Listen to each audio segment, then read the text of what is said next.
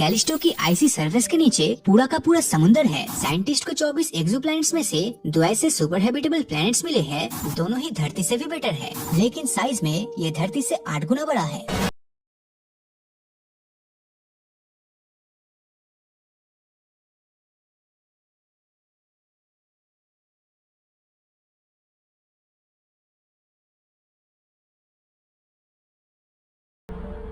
हमारे solar system में ही एक ऐसा प्लेनेट मौजूद है जिस पर रहने की कंडीशन धरती से भी बेटर है, पर इसके बावजूद कोई इसको नोटिस तक नहीं कर रहा। वो इसका नाम है कैलिस्टो, जो कि जुपिटर का सेकंड लार्जेस्ट मून है। और इस इमेज के अंदर आप जिस व्हाइट चीज को देख रहे हो वो असल में कैलिस्टो पर मौजूद बर्फ ही है। शुरुआत में तो इसे सोलर सिस्टम की एक डेड इनएक्टिव रॉकी बॉडी घोषित किया गया था, पर 1990s में साबित हो गया कि कैलिस्टो की आइसी सरफेस के नीचे पूरा का पूरा समुद्र है, जिसका इस्तेमाल जल्दी रॉकेट प्रोपेलेंट्स बनाने के लिए किया जाने वाला है। एस्ट्रोनॉमर्स ने कैलिस्टो के ऊपर एक एटमॉस्फेयर को भी डिटेक्ट किया है और उनका अंदाजा है कि अगर जुपिटर से आ रहे रेडिएशन को रोक दिया जाए तो इंसान जुपिटर के इस चांद पर बहुत ही आसानी से सांस भी ले पाएगा। हमारी करंट अंडरस्टैंडिंग के हिसाब से देखें तो फिलहाल धरती ही यूनिवर्स का इकलौता ऐसा प्लेनेट है जहाँ पर लाइफ एग्जिस्ट करती है, लेकिन पिछले समय साइंटिस्ट ने यूनिवर्स के अंदर कुछ ऐसे हैबिटेबल प्लैनेट्स खोज निकाले जो न सिर्फ सभी मायनों में हमारी धरती से बेटर है, बल्कि इन पर जाने के बाद आपको बिल्कुल किसी सुपर ह्यूमन वाली फीलिंग आएगी। 5 अक्टूबर 2020 को एस्ट्रोबायोलॉजिस्ट DS मकुच ने एक नए मिशन की शुरुआत की, जिसके तहत उन्होंने ऐसे प्लैनेट्स को अपना टारगेट बनाया जो सभी मायनों में धरती से बेटर थे। और आप यकीन नहीं करोगे कि उन्हें ऐसे प्लैनेट्स भी मिले जो 1 या 2 नहीं बल्कि पूरे के पूरे 24 थे। इन सुपर हैबिटेबल प्लैनेट्स को खोजने के लिए मकुच और उनकी टीम ने एक अलग ऑब्जर्वेशन करने का डिसाइड किया, जिसके लिए उन्होंने क्राइटेरिया की एक लिस्ट बनाई। और जो भी प्लैनेट क्राइटेरिया की उस लिस्ट को फॉलो कर रहा था, तब इसका सीधा सा मतलब था कि वो सुपर हैबिटेबल प्लैनेट है। जब भी कोई प्रॉपर प्लैनेटरी सिस्टम मिलता है तब उसमें सबसे पहला काम होता है वो प्लैनेट और उसके होस्ट स्टार के बीच के डिस्टेंस को मेजर करना, क्योंकि इससे ही हमें पता चल जाता है कि वो प्लैनेट अपनी हैबिटेबल जोन में है या नहीं, और अगर है तो उस पर कितना वाटर परसेंटेज होगा। हैबिटेबल प्लैनेट्स खोजने के अगले क्राइटेरिया की बात करें तो वो है size and mass of planets, क्योंकि किसी भी प्लैनेट का मास और साइज लाइफ को इवॉल्व होने में इन्फ्लुएंस कर सकता है। अब जितना प्लैनेट का साइज होगा उतनी ही ज्यादा जगह मौजूद होगा इंसानों के रहने के लिए, और प्लैनेट्स का मास जितना ज्यादा होगा उतनी ही ज्यादा उस पर ग्रेविटी भी होगी, और इसी ज्यादा ग्रेविटी की वजह से वो प्लैनेट हवा को जमीन के करीब रखेगा, जिससे उसका एटमॉस्फेयर काफी ज्यादा मोटा और स्टेबल रहेगा। साइज और मास वाले क्राइटेरिया के बाद अब बात करते हैं हमारे नेक्स्ट क्राइटेरिया यानी कि टेम्परेचर की, जिसमें इन प्लैनेट्स का टेम्परेचर धरती से 5 डिग्री सेल्सियस ऊपर या नीचे हो सकता है, क्योंकि धरती के मिडिल वाले एरिया यानी ट्रॉपिकल रीजन में पनप रहे माइक्रोब्स इसी तरह के एक्सट्रीम टेम्परेचर में सर्वाइव करते हैं। अब इन्हीं सभी फैक्टर्स को ध्यान में रखते हुए साइंटिस्ट को 24 एक्सोप्लैनेट्स में से 2 ऐसे सुपर हैबिटेबल प्लैनेट्स मिले हैं जिनका सरफेस टेम्परेचर और एटमॉस्फेयर दोनों ही धरती से भी बेटर है, जिनमें से एक है ल्यूटेन B प्लैनेट। इस प्लेनेट को 2017 में पहली बार ऑब्जर्व किया गया था। तब पता चला कि इस पर न सिर्फ पानी है बल्कि किसी भी लाइफ फॉर्म के जिंदा रहने के लिए सभी जरूरी चीजें जैसे कि हाइड्रोकार्बन्स और अमीनो एसिड्स भी भारी मात्रा में मौजूद है। ये प्लेनेट इंसानों के रहने के लिए इतना अच्छा है कि रिसर्च के मुताबिक इसके परफेक्शन के पीछे किसी एलियन का हाथ बताया जाता है। और इसी पॉसिबिलिटीज को देखते हुए अक्टूबर 2017 और 18 में मेटी नाम की ऑर्गेनाइजेशन ने इस प्लेनेट पर कई मैसेजेस भेजे हैं, जिनमें से एक मैसेज में अलग अलग म्यूजिकल इंस्ट्रूमेंट की आवाज और दूसरे मैसेज के अंदर यूनिवर्स में हमारी लोकेशन का साइंटिफिक ट्यूटोरियल है, जिससे कि अगर ल्यूटेन B पर इंटेलिजेंट लाइफ मौजूद हुई तब हमें उसके बारे में एक न एक दिन जरूर पता चलेगा। अब अगला सुपर हैबिटेबल एरिया है ट्रैपिस्ट स्टार सिस्टम। कहा जाता है धरती के रेगिस्तान में जितने मिट्टी के कण हैं, उतने ही स्टार्स पूरे ब्रह्मांड में मौजूद हैं। अब अगर सितारे ही इतने हैं तो सोचिए प्लैनेट्स कितने होंगे, और इतने अरबों खरबों प्लैनेट्स में सिर्फ हमारी धरती पर ही लाइफ एग्जिस्ट करती है। ऐसा होना तो लगभग नामुमकिन सा लगता है। हमारी धरती से करीब 39 लाइट ईयर दूर एक ऐसा स्टार सिस्टम मौजूद है जहाँ 1 या 2 नहीं बल्कि पूरे 7 धरती जैसे प्लैनेट्स अपने स्टार का चक्कर लगा रहा है, और इनमें से 3 प्लैनेट्स अपने हैबिटेबल जोन में ऑर्बिट कर रहा है। ट्रैपिस्ट 1 नाम के स्टार सिस्टम की डिस्कवरी पहली बार साल 2017 में की गई थी। इसके प्लैनेट्स धरती से भी ज्यादा पुराने हैं, मतलब कि इन प्लैनेट्स पर जो लाइफ होगी वो धरती के पूरी तरह फॉर्म होने से पहले लगभग 3 मिलियन साल तक ऑलरेडी डेवलप कर गई होगी। अब ये सभी प्लैनेट्स बृहस्पति ग्रह के साइज जितने एक टाइनी रेड स्टार का चक्कर लगा रहा है और ये स्टार हमारे सूरज के कंपैरिजन में काफी ठंडा है। ये प्लेनेट अपने ऑर्बिट पर टाइडली लॉक्ड भी है, मतलब कि इनकी एक साइड स्टार को फेस करते हुए हमेशा गर्म रहता है और दूसरी साइड बिल्कुल उसका उल्टा यानी कि ठंडा रहता है और ये खुद अपने एक्सिस पर चक्कर नहीं लगाती। अगर ये सभी कंडीशंस परफेक्ट रही तब ठंड और गर्मी वाले रीजन के बीच में एक ऐसी पतली सी स्ट्रिप एरिया होगी जहाँ जीवन आराम से पनप सके। वैसे ट्रैपिस्ट सोलर सिस्टम में प्लैनेट्स एक दूसरे के इतने ज्यादा करीब है कि अगर आप इनमें से किसी एक पर खड़े होकर आसमान में देखेंगे तब आपको स्टार सिस्टम के बाकी प्लैनेट्स अपने चारों तरफ घूमते हुए दिखेंगे।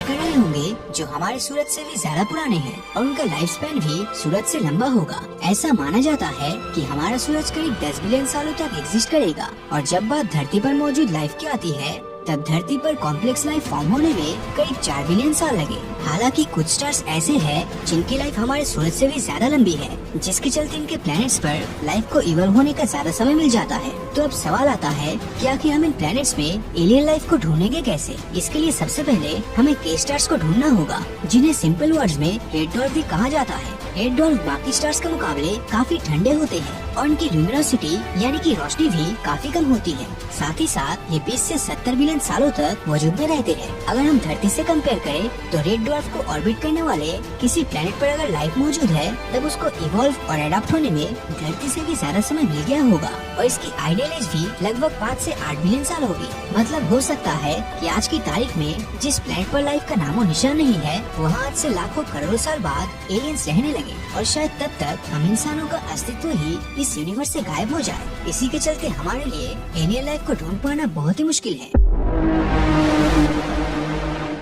KY planets. इन दो प्लैनेट्स का नाम है KY 5715.01 और KY 5554.01। अब ये दोनों ही लाइफ के एवोल्यूशन के लिए बिल्कुल परफेक्ट है। पहले प्लैनेट KY 5715.01 का सरफेस टेम्परेचर धरती के मुकाबले सिर्फ 2.4 डिग्री सेल्सियस ही कम है, लेकिन साइज में ये धरती से 8 गुना बड़ा है, जिसका मतलब इसका लैंड सरफेस एरिया और ग्रेविटी धरती से काफी ज्यादा होगी। अब अगर पानी की बात की जाए तो इसके खुद के सूरज और प्लैनेट्स के बीच की दूरी के अकॉर्डिंग यहाँ बहुत सारा पानी मौजूद तो जरूर होना चाहिए। दूसरे प्लेनेट का टेम्परेचर 27 डिग्री सेल्सियस है, जो आपको एसी में रहने जैसा फीलिंग देगा। तो इससे एक बात तो क्लियर है कि कंफर्ट के मामले में ये प्लेनेट हमारे लिए परफेक्ट है। अब यहाँ जमीन के टेक्टोनिक प्लेट्स की हलचल की वजह से नाइट्रोजन साइकिल कंटिन्यूअसली चलती रहती है। अब आप बोलोगे कि नाइट्रोजन से लाइफ फॉर्म थोड़ी ना होगा, बिकॉज हम में से ज्यादातर लोगों को लगता है कि धरती पर ऑक्सीजन ज्यादा होना मोस्ट इम्पोर्टेंट है, पर सच तो ये है कि धरती पर सबसे ज्यादा नाइट्रोजन है। यहाँ तक हवा में भी 78% सिर्फ नाइट्रोजन ही है और यही नाइट्रोजन प्रोटीन और डीएनए जैसे केमिकल फॉर्म में कन्वर्ट होती है, जो हम इंसानों के रहने के लिए आइडियल सिचुएशन पैदा करती है। टी गार्डन भी, इसको सुपर अर्थ भी कहा जाता है। ये अब तक खोजा गया मोस्ट अर्थ लाइक प्लैनेट्स है और अगर इसका एटमॉस्फेयर बहुत हद तक धरती जैसा हुआ तब इसका सरफेस टेम्परेचर भी करीब 28 डिग्री सेल्सियस जितना ही होगा। मतलब कि हम इंसानों के रहने के लायक है और इस प्लैनेट का सूरज भी हमसे सिर्फ 12.4 लाइट ईयर दूर है। धरती से 1800 लाइट ईयर दूर सिग्नस कॉन्स्टेलेशन में स्थित एक ऐसा ही एक्सोप्लैनेट है केप्लर 452b। ये एक्सोप्लैनेट 385 दिनों में अपने स्टार को एक बार रिवॉल्व करता है और इसका एवरेज टेम्परेचर करीब 1.6 डिग्री सेल्सियस है। साइंटिस्ट का मानना है कि इसकी सरफेस पर लिक्विड वाटर एग्जिस्ट करता है और शायद यहाँ पर हम जैसे जिंदा जीव रह रहे होंगे, पर इसकी ग्रेविटी शायद हमारे सपने को तोड़ दे। केप्लर 452b धरती से 60% ज्यादा मैसिव है, जिसके कारण इसकी ग्रेविटी काफी ज्यादा है। अब इतनी हाई ग्रेविटी में जीवों का जमीन पर रह पाना तो बिल्कुल भी पॉसिबल नहीं लगता, लेकिन इसके एटमॉस्फेयर की हाई डेंसिटी को देखते हुए पॉसिबिलिटीज है कि यहाँ हवा में उड़ने वाले जीवों की भरमार हो। आर्टिफिशियल इंटेलिजेंस के द्वारा प्रोड्यूस की गई सिमुलेशन की माने तो वहाँ हवा में उड़ने वाली विशाल स्टिंग्रेज हो सकती है और बैलून की साइज के बीटल्स भी हो सकते हैं। अगर हम इंसान इस एक्सोप्लैनेट पर जाते हैं तो शायद वहाँ पर हम सस्टेन न कर पाए, क्योंकि इसकी एक्स्ट्रा ग्रेविटी के कारण हमारी हार्ट बीट डबल स्पीड से चलेगी। हार्ट पर ज्यादा स्ट्रेस पड़ने के कारण ब्लड प्रेशर भी ऑलमोस्ट डबल हो जाएगा और स्ट्रोक के आने का खतरा और भी ज्यादा बढ़ जाएगा। अब बात करते हैं अगली 667 सीसी की। ये धरती से 24 लाइट ईयर दूर स्कॉर्पियस कॉन्स्टेलेशन में स्थित है और ट्रिपल स्टार सिस्टम वाले रेड ड्वार्फ के अराउंड रिवॉल्व करता है। हमारे ग्रह से 1.5 टाइम्स बड़ा एक्सोप्लैनेट अपने स्टार के साथ टाइडली लॉक्ड है, जिस वजह से इसकी एक साइड हमेशा स्टार की ओर रहती है और दूसरी साइड पर रोशनी का नामो निशान नहीं पहुंचता, जिसका नतीजा ये होता है कि एक और रेगिस्तान से भी ज्यादा गर्मी होती है और दूसरी ओर साल भर एंटार्क्टिका की तरह बर्फ जमने वाली सर्दी होती है। ये दोनों साइड जिस लाइन पर मिलती है उसे ट्वाइलाइट जोन कहा जाता है और यहाँ का टेम्परेचर रहने लायक हो सकता है। एलसीबो की यूनिवर्सिटी ऑफ पोर्टो रिको के रिसर्च का कहना है कि यहाँ का टेम्परेचर 27 डिग्री सेल्सियस तक हो सकता है और यहाँ पर लिक्विड वाटर की प्रेजेंस भी पॉसिबल है। एआई सिमुलेशन यहाँ पर पेंटापोड्स की प्रेजेंस का अंदाजा लगाता है। ये 5 पैरों वाले स्पाइडर जैसे जीव डॉग के साइज के होंगे और गर्म इलाकों में रॉक्स के नीचे छिपे बीटल्स का शिकार करते होंगे। पर सवाल है कि क्या हम इंसान 667 सीसी के ट्वाइलाइट जोन में रह सकते हैं? इसका जवाब हाँ भी है और नहीं भी। अगर बात कुछ दिनों की है तो हम आराम से यहाँ पर रह पाएंगे, लेकिन ये एक्सोप्लैनेट अपनी यूनिक ऑर्बिट के कारण टाइडली हीटिंग शो करता है। होता कुछ यूँ है कि इसकी ग्रेविटेशनल एनर्जी थर्मल एनर्जी में कन्वर्ट हो जाती है। इससे प्लैनेट का इंटीरियर हीट होता है और वोल्केनोस और गीजर्स एक्टिव हो जाते हैं। इस कारण से सरफेस का टेम्परेचर अचानक से बहुत हाई चला जाता है और शायद हम इंसान इतने टेम्परेचर में सर्वाइव न कर पाए। अब मैं आपको ले जाने वाला हूँ धरती से 36.7 लाइट ईयर दूर बूटस कॉन्स्टेलेशन के ब्राइटेस्ट स्टार आर्क्टुरस के सेल पर। ये एक रेड जायंट स्टार है और इसकी ब्राइटनेस हमारे सूरज से 100 गुना ज्यादा है। अपनी करंट टेक्नोलॉजी से हम आर्क्टुरस के अराउंड कोई भी एक्सोप्लैनेट खोजने में नाकाम रहे हैं, पर एआई सिमुलेशन के अनुसार एक समय यहाँ पर धरती जैसा एक प्लैनेट एग्जिस्ट करता था। साइंटिस्ट ने इसको आर्क्टुरस से नाम दिया है। जब आर्क्टुरस एक रेड जायंट स्टार बना तो ये एक्सोप्लैनेट रेगिस्तान में बदल गया और स्टार के अंदर ही समा गया। अगर उस समय आर्क्टुरस ए पर कोई एलियन सिविलाइजेशन रहती होगी तो शायद उसने इस कैटास्ट्रोफे को पहले से ही प्रेडिक्ट कर लिया था और वो अपने आप को इससे बचाने के लिए इतनी एडवांस भी बन चुकी होगी। हो सकता है वो एडवांस्ड सिविलाइजेशन आज भी आर्क्टुरस ए पर विशाल ग्लास डोम्स के अंदर रहती हो। ऐसे ग्लास डोम्स के अंदर हजारों प्लैनेट्स लगे हुए होंगे जो वहाँ के जीवों के लिए पानी और ग्लूकोज का फॉर्मेशन करेंगे। ये जीव कुछ हद तक ऑक्टोपस की तरह होंगे, जिनमें दिमाग तो होगा पर बॉडी के नाम पर सिर्फ नर्वस सिस्टम होगा। देखने में ये अलग अलग जीव लगेंगे पर कंप्यूटर नेटवर्क की तरह ये सभी आपस में कनेक्टेड होंगे। अमेरिका के ओरेगन में रिसर्चर्स को कुछ ऐसा ही प्लांट्स मिला है जिसे आर्मेलिया ऑस्ट्रियो नाम दिया गया है। ये 10 स्क्वायर किलोमीटर में फैले हजारों मशरूम के ग्रुप की तरह नजर आता है, पर असल में एक विशाल ऑर्गेनिज्म है। अगर आर्क्टुरस ए जैसा कोई एक्सोप्लैनेट सच में होगा तो वो धरती से काफी पहले बन गया होगा और इस हिसाब से उस पर इंटेलिजेंट लाइफ फॉर्म को इवॉल्व होने का काफी समय मिल गया होगा। मतलब काफी चांसेस है कि हमें वहाँ एलियन देखने को मिल जाए, पर हम इंसानों के लिए वहाँ कोई जगह नहीं होगी क्योंकि हम ऐसी कंडीशन में सर्वाइव नहीं कर पाएंगे। हम इंसान जब भी धरती से बाहर हैबिटेबल एक्सोप्लैनेट की खोज करते हैं तो हम ऐसा एक्सोप्लैनेट खोज रहे होते हैं जिसकी लिविंग कंडीशन कुछ हद तक हमारे प्लैनेट की तरह हो। पर क्या बिलीव करोगे कि एक ऐसा भी प्लैनेट है जो धरती से भी ज्यादा हैबिटेबल हो सकता है? मैं बात कर रहा हूँ धरती के सबसे करीब वाला स्टार सिस्टम अल्फा सेंटोरी में घूमते एक एक्सोप्लैनेट अल्फा सेंटोरी सी की। ऐसा कहा जाता है कि यहाँ पर धरती से भी ज्यादा ऑक्सीजन है और क्योंकि एक ट्रिपल स्टार सिस्टम है तो यहाँ एक नहीं बल्कि 3 स्टार से लाइट आती है। हो सकता है कि इस प्लैनेट पर चारों ओर पेड़ पौधे लगे हो और खाने की कोई कमी न हो। एक्सेस ऑक्सीजन के कारण यहाँ के जीवों की साइज हमेशा काफी बड़ी होगी। हो सकता है कि आज भी यहाँ कोई जीव रहता हो और धरती के जीवों की तरह वो भी सर्वाइव की रेस में भाग रहे हो। पर सवाल तो ये है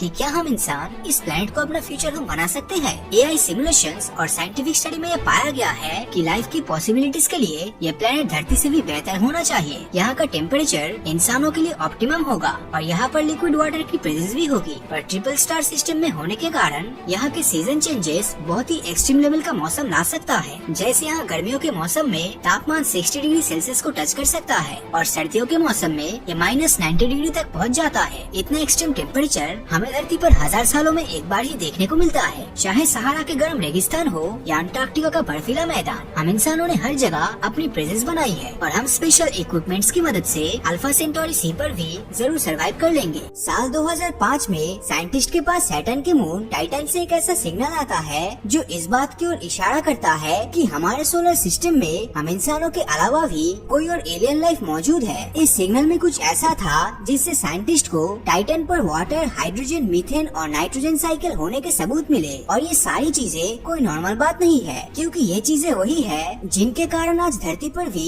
जीवन संभव है। और यही कारण है कि साइंटिस्ट का मानना है कि टाइटन पर भी 100% कोई न कोई लाइफ तो जरूर है। अब सवाल ये आता है कि आखिर ऐसा क्या उस सिग्नल में था कि साइंटिस्ट इतने श्योर हो गए कि टाइटन पर कुछ न कुछ तो जरूर चल रहा है। टाइटन पर जीवन की खोज की शुरुआत साल 1944 में ही स्टार्ट हो गई थी। उस वक्त Dutch American astronomer Gerrard Kuiper Titan पर जीवन की खोज कर रहे थे और इसी दौरान उन्होंने देखा कि टाइटन का एटमॉस्फेयर धरती पर रहने वाले जीवों के लिए बिल्कुल आइडियल है। हालांकि क्यूपर की ये रिसर्च उनके अनुमानों पर आधारित थी, लेकिन फिर भी वैज्ञानिक जानते थे कि टाइटन पर कुछ न कुछ तो ऐसा है जो अलग है। इसीलिए 15 अक्टूबर 1997 को टाइटन पर खोज के लिए कैसिनी ह्यूगेन प्रोब लॉन्च किया जाता है। ये प्रोब धरती से तो सही सलामत लॉन्च होता है, लेकिन ये जैसे ही टाइटन के एटमॉस्फेयर में पहुंचता है तो इसमें से कुछ फ्रीक्वेंसीज आना शुरू हो जाता है। साइंटिस्ट को लगा कि ये फ्रीक्वेंसीज प्रोब में कुछ प्रॉब्लम होने की वजह से आया है, इसीलिए ये खुद ही जनरेट हो रही होगी। लेकिन जब उन्होंने इसकी जांच की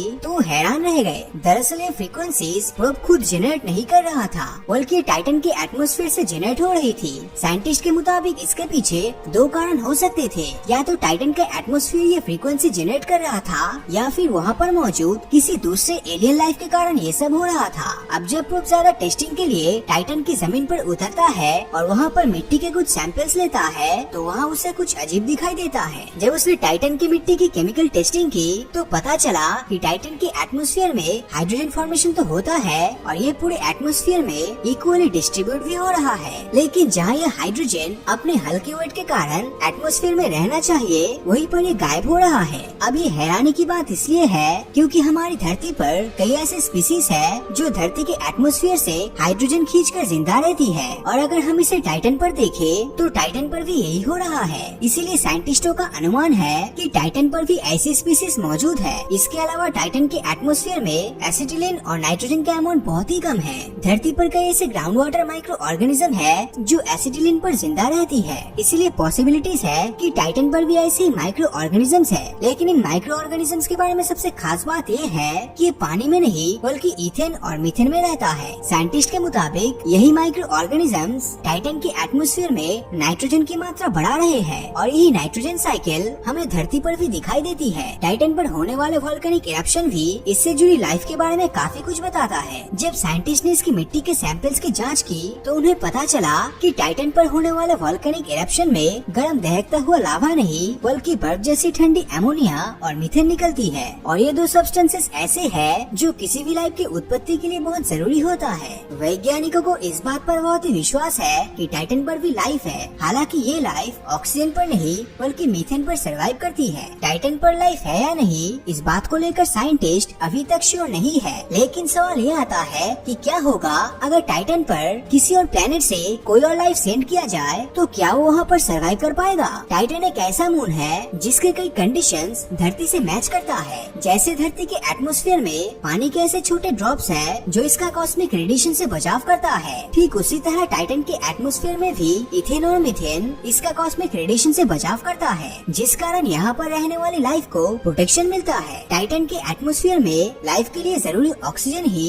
एकमात्र ऐसा सब्सटेंसेस है जो मौजूद नहीं है, लेकिन इसका भी एक सोल्यूशन है। टाइटन की जमीन के नीचे आइसी वाटर्स है और इलेक्ट्रोलाइसिस की मदद से हम आइसी वाटर से ऑक्सीजन जनरेट कर सकते हैं, जिसका मतलब है कि हमें ऑक्सीजन के लिए परेशान होने की जरूरत नहीं है। टाइटन का कंपैरिजन अगर हमारे पड़ोसी मंगल से करे तो मंगल पर ना तो पानी है और ना ही एटमॉस्फेयर है, जिसका मतलब है कि भविष्य में ह्यूमन कॉलोनाइजेशन के लिए टाइटन मार्स से अच्छा ऑप्शन हो सकता है। लेकिन टाइटन भी हमारे लिए पूरी तरह से परफेक्ट नहीं है, इसमें भी कुछ प्रॉब्लम्स है। जैसे धरती के मुकाबले टाइटन सूरज से बहुत ही दूर है, जिस कारण यहाँ पर धरती की सिर्फ 1% सनलाइट ही पहुँच पहुंचती है और इसमें से 90% सनलाइट तो इसका मोटा एटमॉस्फेयर ही एब्जॉर्ब कर लेता है, जिस कारण सरफेस तक हीट नहीं पहुंच पाती है और सरफेस का टेम्परेचर -179 डिग्री सेल्सियस तक चला जाता है। और धरती पर तो हम -30 डिग्री के नीचे के टेम्परेचर पर भी सरवाइव नहीं कर पाते हैं, तो टाइटन पर तो सोचना ही बेकार है। हालांकि अगर हम हमारी धरती को देखें तो 3.7 बिलियन साल पहले